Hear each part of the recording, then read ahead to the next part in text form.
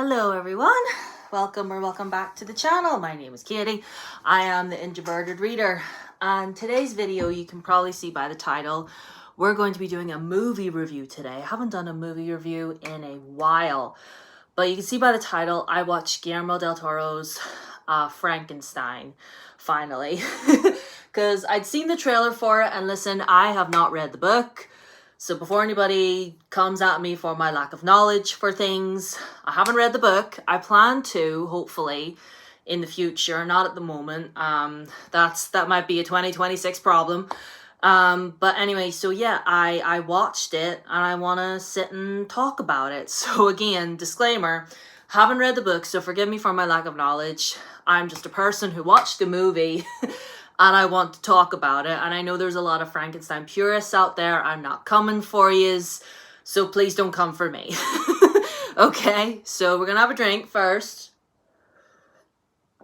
If you have yet to get a beverage, go get yourself one, and we'll sit and talk. Well, I was sitting out chat. So, okay. I really didn't know what to expect from this. I genuinely didn't expect to get so in my feelings when it came to this film, because I was just like, oh, it's about a guy, gets a bunch of dead body parts, makes a person, monster goes on a rampage. That was my understanding of the subject. I could not be more wrong, and I've never been more happy to be proven wrong, because that's so not what it is. It's so much more now. And I remember after the movie was over, there's this sort of behind the scenes documentary about it, you know, the making of it and everything, and Guillermo del Toro's vision for the project. And it's so fascinating, you know, hearing him talk about like his passion for it and how much he had always loved the story. And you could tell that they really put a lot of effort into telling this story. And, you know, that it not be just another monster movie. Like, it's not like monster going on a rampage and everybody like, oh no, the monster, everybody run away. Woo. Like, it's not that. It's not that at all, because you get the perspective of the creature. And I feel really bad just calling him the creature. You know, like, I feel like, why couldn't you have given him a name? You know, Mary Shelley, you couldn't have given him a name. You just referred to him as the creature. What's up with that? Anyway, I'm sure there's a reason behind that. But, yeah, and like, Jacob Elordi. Is that how you pronounce his last name? Anyway, he plays the creature, and he was so phenomenal. I'm saying this now, if he doesn't get all of the awards for his performance in this film, that's when you know the system is rigged, because, like, he definitely made it for me. Like, everything was pretty fascinating in the beginning, and Oscar Isaac, our Star Wars Latino daddy, like, we love him, and he was really phenomenal too. And Mia Goth, is that her last name? Right? It's Mia Goth, right? Correct me in the comments if that's not her last name.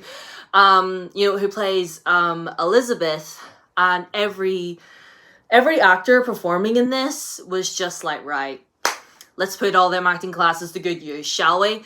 But like, Jacob especially playing the creature, like, everything about his performance, like, you feel moved when you look at him. Like, I'm not afraid of him, you know? I feel like in the trailer, watching the trailer for this film before I watched it, I think it's almost like it's like you watch the trailer and, you know, you see him holding the dynamite in his hand and he's like, run, you know, like, you're sort of like, am I supposed to be afraid? Because you're giving me the impression that I'm supposed to be afraid, but then you actually watch it and you're like, no.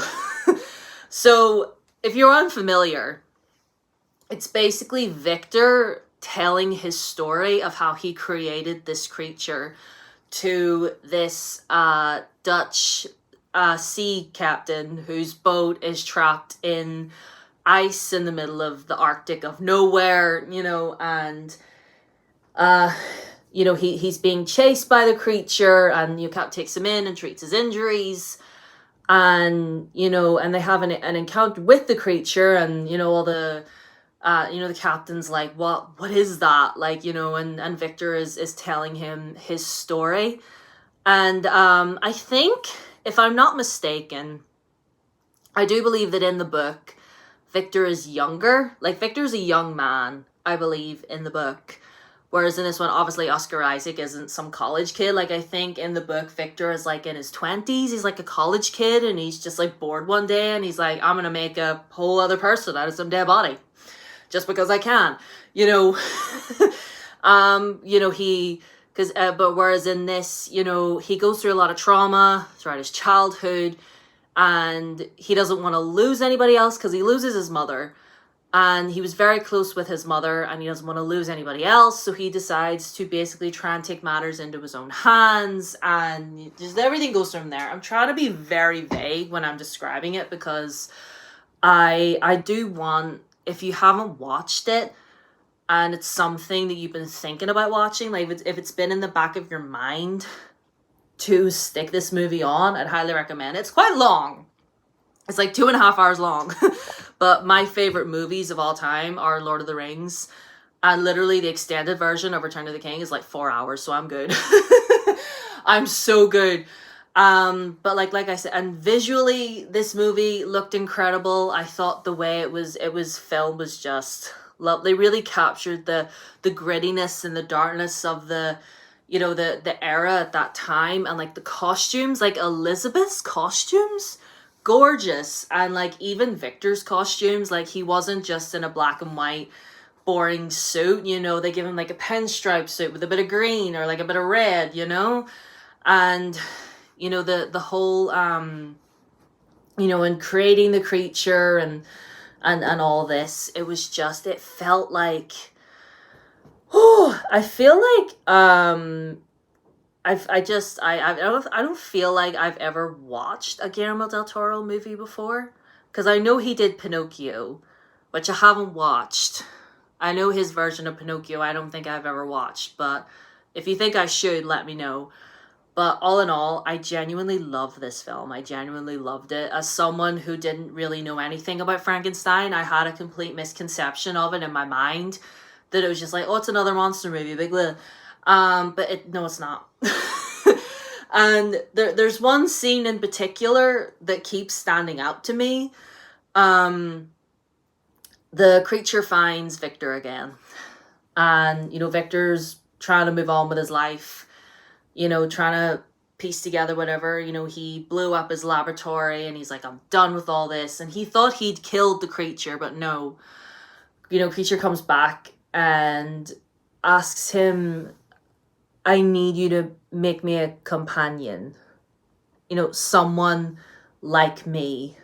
Because this poor creature is just so lonely and alone in the world, and he's just wandering around trying to find somewhere where he could just be at peace for a while. And he's all alone, and he just wants someone in order to share that with. And genuinely, I'm sitting watching this, and I'm like, I can feel my heart just like breaking for this poor, I want to say, I feel bad saying creature, because it's like, you feel for it, you do, like your heart goes out to him, and it's just like, is it portrayed that way in the book? Like, I know I said I didn't want to hear anything about that, but just give me the overall. Is it that way? Like, do you feel for the monster while you're reading the book, or does Mary Shelley just paint him as such? Like, is he pure? Is it? Just let me know. No spoilers, obviously. But, and it's just, and like the very end, I definitely had tears at the very end of this. I definitely wasn't expecting it at all. But I kind of want to watch it again. Literally, I seriously think I might switch off this once I'm done recording and sit and watch it over again, because I can't stop thinking about it. And again, if Oscar Isaac and Jacob Elordi don't, lipstick on my teeth. Oh, what else is new? Like, if the two of them and Mia as well don't get all of the awards for their performances in this, then it's all rigged. It's all rigor mortis, am I right? That was a joke, by the way.